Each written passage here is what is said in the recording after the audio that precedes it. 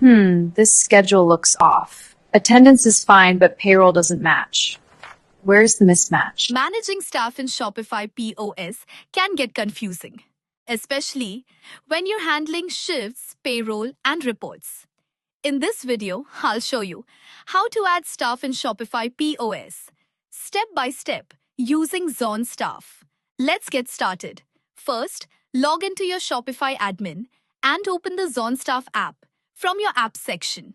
This is your main dashboard, where you can manage your team and staff activity. Now, go to the Staff section from the sidebar. Here, you'll see all your existing staff members and their details. Now here's something important. You can add both Shopify staff and non-Shopify staff.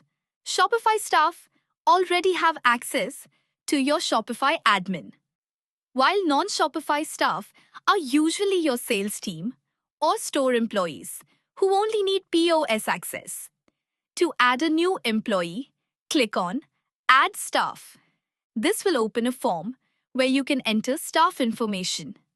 Next, enter the basic details like name, email, and role. Make sure the role is correct because it controls what the staff member can access. You'll also see a PIN code option. This is very useful. Staff can use this PIN to clock in and access the POS system without sharing passwords. It keeps everything secure and simple. If you have multiple stores, you can assign a location here.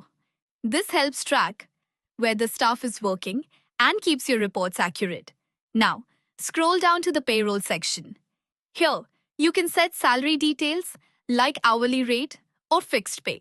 This makes it easier to manage payroll later. You can also choose a payment method like bank transfer or cash. This helps you keep payment records organized.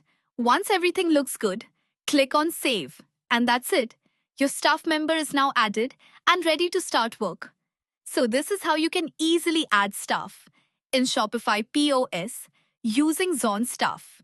It helps you manage your team, track activity, and organize everything in one place.